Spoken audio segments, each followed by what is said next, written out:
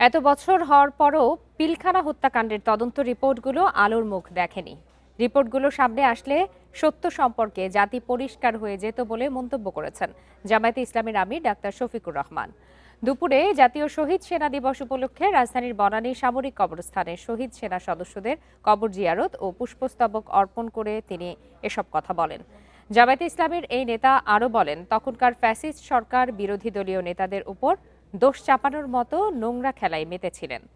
Paprika আর Mexican মশলার mind blasting ফ্লেভারে ডিটোস party হবে জোস যদি থাকে ডিটোস। এমন নোংরামি আর দেখতে চাই না। অবিলম্বে এর পেছনের সত্য ঘটনা উদ্ঘাটন করে জড়িতদের শাস্তি দেওয়ার আহ্বান জানান তিনি।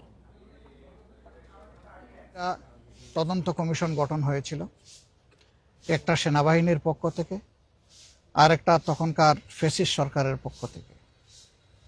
দুইটা তদন্তের কোনো রিপোর্টই জনগণ জানতে পারল না। নিশ্চয়ই তখন যারা ক্ষমতাসীন ছিলেন এর সাথে তাদের গভীর সম্পর্ক ছিল।